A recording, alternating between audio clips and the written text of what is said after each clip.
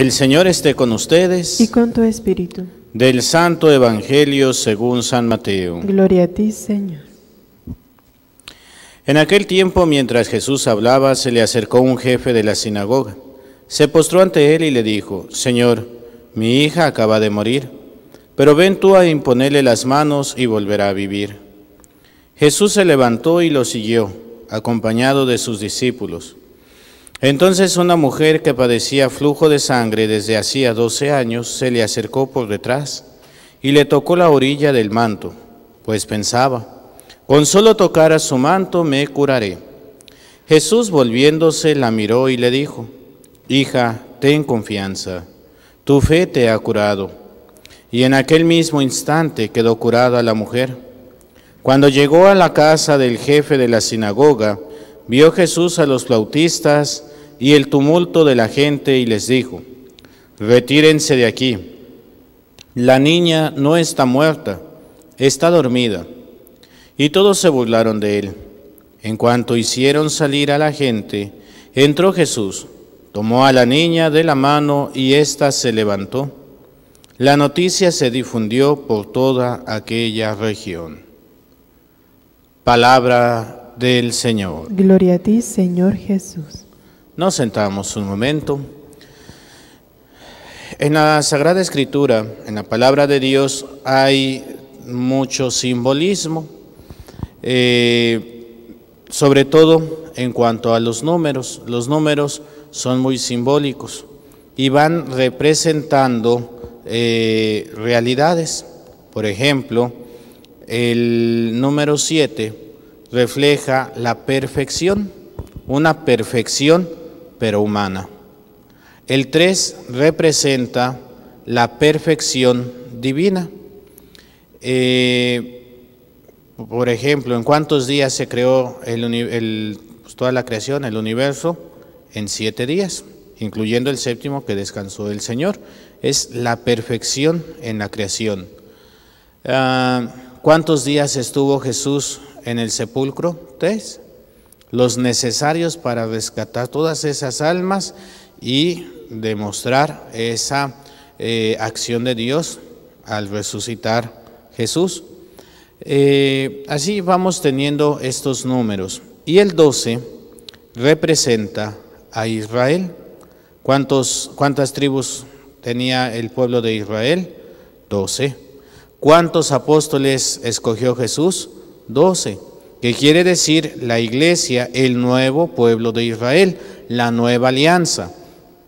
Con esto en mente, con el simbolismo del 12 que representa al pueblo de Israel, podemos entender entonces también el Evangelio del día de hoy. Dice: en aquel tiempo, mientras Jesús hablaba, se le acercó un jefe de la sinagoga, se postró ante él y le dijo: Señor, mi hija acaba de morir, pero ven tú a imponerle las manos y volverá a vivir. Jesús se levantó y lo siguió acompañando a sus discípulos. Entonces una mujer que padecía flujo de sangre desde hacía 12 años se le acercó por detrás y le tocó la orilla del manto, pues pensaba: con tan solo tocarlo me curaré. ¿A quién representa esta mujer? Al pueblo de Israel. Ese pueblo de Israel que anda enfermo, y ese enfermo lo hace impuro a los ojos de Dios. Recordemos que en el contexto del pueblo de Israel, en el tiempo de Jesús y en la historia del mismo pueblo, vemos que el derramamiento de sangre es impureza.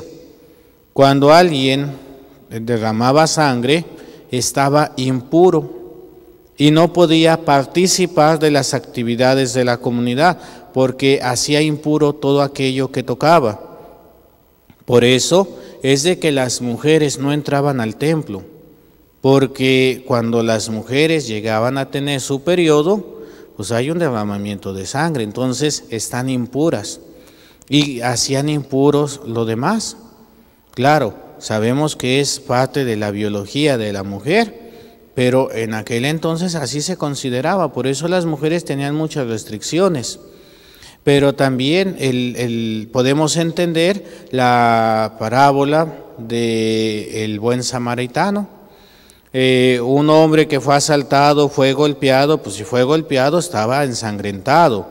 Venía bajando un sacerdote y pasó de largo, no se detuvo con la persona golpeada. ¿Por qué? Porque si el sacerdote iba hacia las funciones sacerdotales que le correspondía, al tocar a este hombre quedaba impuro y no podría entonces cumplir con sus obligaciones. El levita, que también es de la casa sacerdotal, también se hizo a un lado por la impureza. ¿Quién es aquel que va a ayudar al a este golpeado? Pues al samaritano, que no veía tan rígida estas normas de la pureza y de la impureza. Entonces él sí le va a ayudar a esta persona que fue golpeada. ¿Por qué? Porque no se queda en la pureza o la impureza, sino ve al hermano necesitado. Y eso es lo que nos dice Jesús. Más allá de que si es impuro, si no es impuro, la caridad para con el otro.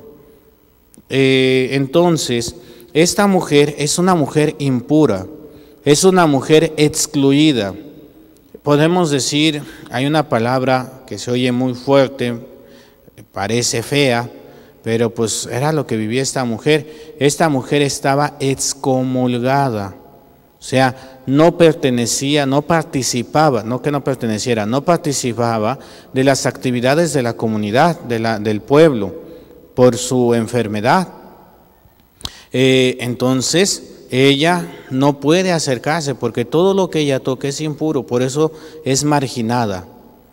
Pero es en la venida de Jesús. No, Jesús no viene a quedarse con ella, él va de paso, pero ella sabe bien quién es Jesús y va a tocar el manto. Dice, si tan solo toco el manto de Jesús voy a quedar sana. ¿Qué es lo que él nos está diciendo?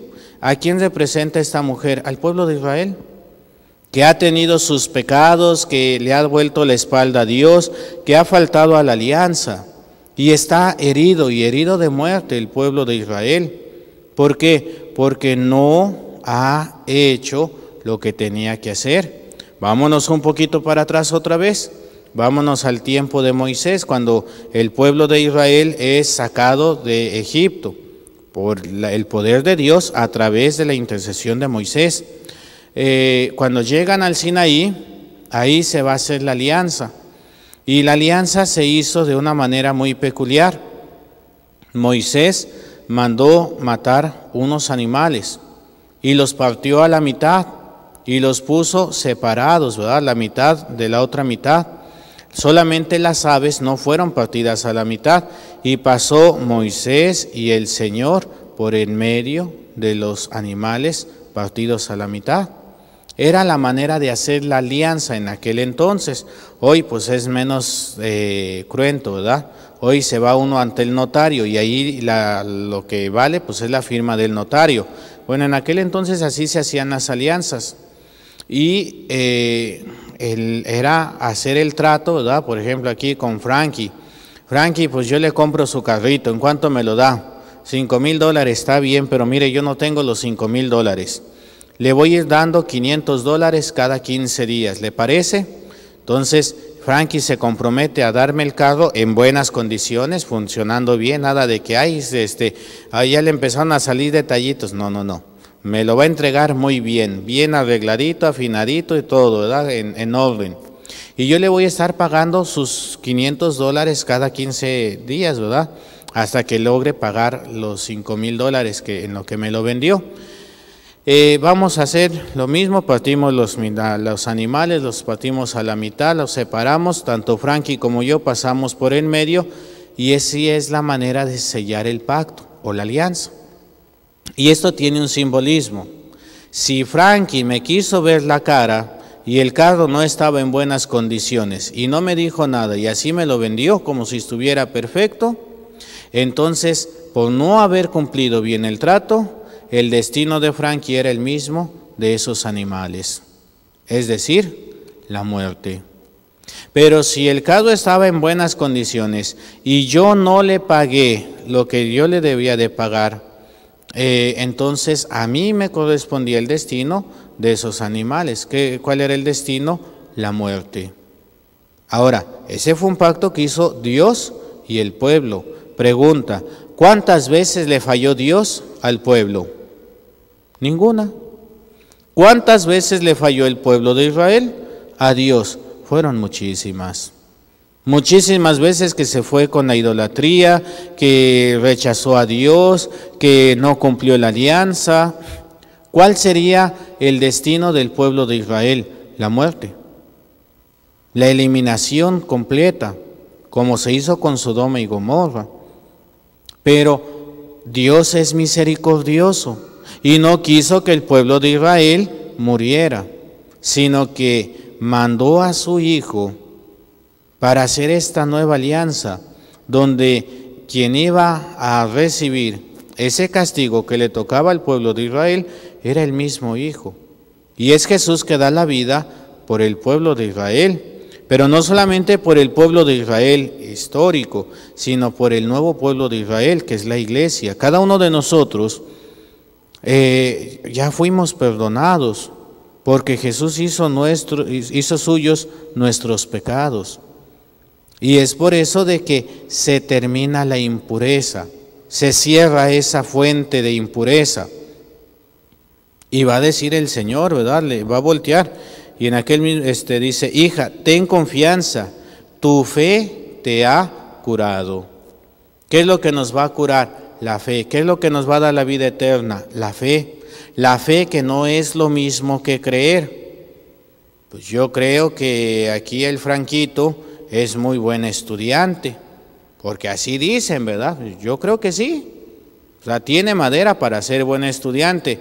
Oiga, y le apostaría $100 a que va a sacar buen diploma. No, espérense, no le voy a apostar los $100. Pues si no sé si sí o si no, ¿verdad? Yo nada más estoy diciendo lo que me dicen, que es buen estudiante, pues está bien. Pero de que yo crea a que ponga mi confianza en él, hay un paso gigante, ¿verdad? Si yo lo conozco, si ya lo he visto, le tengo la confianza, pues claro que digo, ahí van los $100. Voy a apostar por el Franquito, ¿verdad? El Junior. ¿Por qué? Porque es buen estudiante y yo me la juego con él, porque confío en él. Eso es la fe. No solamente el creer, sino el confiar. El poner mi confianza en manos del otro. En este caso es de Dios. Y vemos que Dios no nos falla, no nos va a quedar mal, al contrario. Muchas veces nosotros le quedamos mal a Dios, pero Él nos ama tanto que nos perdona y nos da una nueva oportunidad. En la iglesia primitiva, es decir, los primeros años de la iglesia, pues todos aquellos que se convertían, se bautizaban y formaban parte de la iglesia, se tenían que esforzar por vivir bien, porque nomás estaba el bautismo. Y si caías en el pecado, hacías penitencia toda la vida, porque no se había estructurado bien el sacramento de la reconciliación. Poco a poco se va estructurando bien, se le va entendiendo, y es parte de lo que el Señor nos dejó. Hoy en día tenemos el sacramento de la reconciliación, pero muchas veces nos da miedo ir a confesar. No, ay no, ¿qué tal si el padre me va a golpear, se quita el cinto y me pega? Pues ni que fuera mi papá, ni yo que fuera yo un niño chiquito, ¿verdad? No, el sacerdote no te va a juzgar, a lo mejor te va a regañar, pero no es porque Él quiera, sino porque el Señor quiere que abramos los ojos.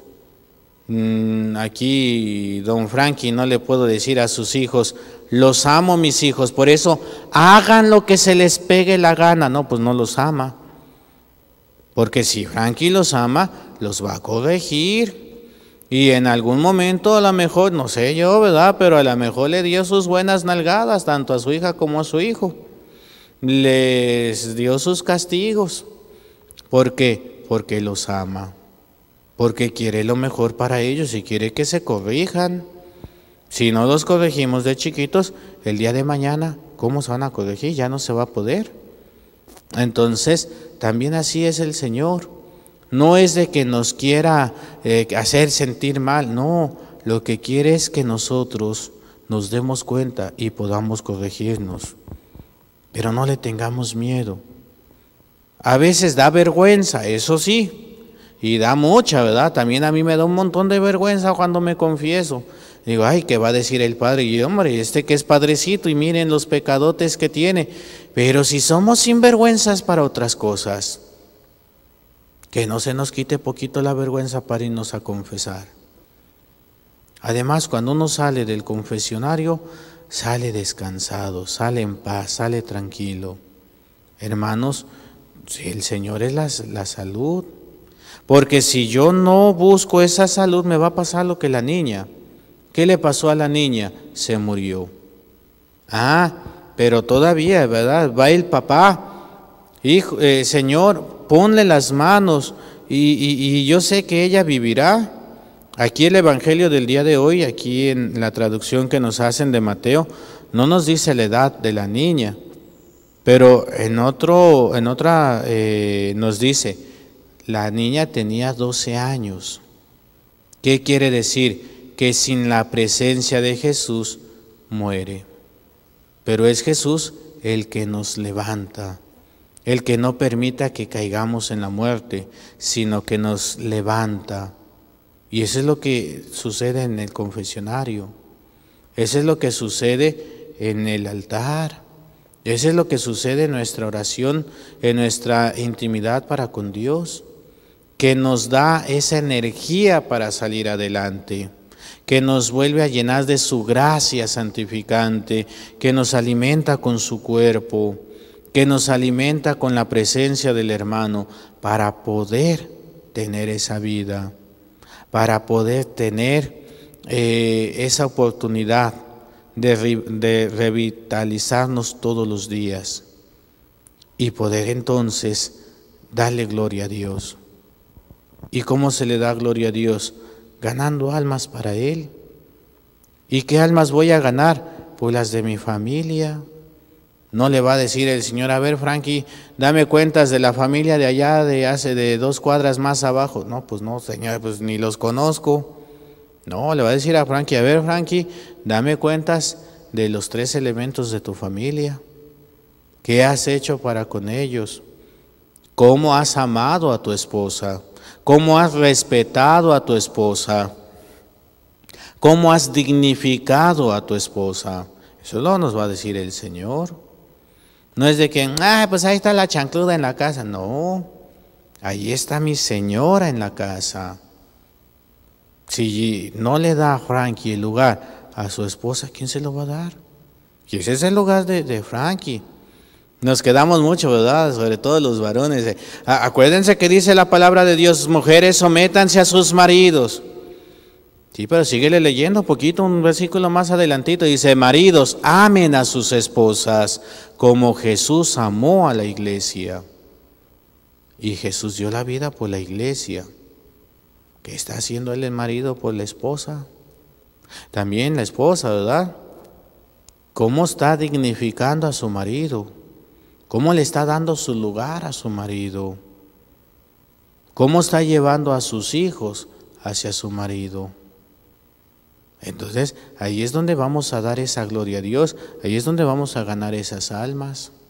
Hermanos, el secreto está en estar con Jesús, en estar con Dios, dejarnos amar por Dios y caminar el verdadero camino. ¿Quién es el verdadero camino? Es Jesús. Él nos lo dijo, yo soy el camino, la verdad y la vida.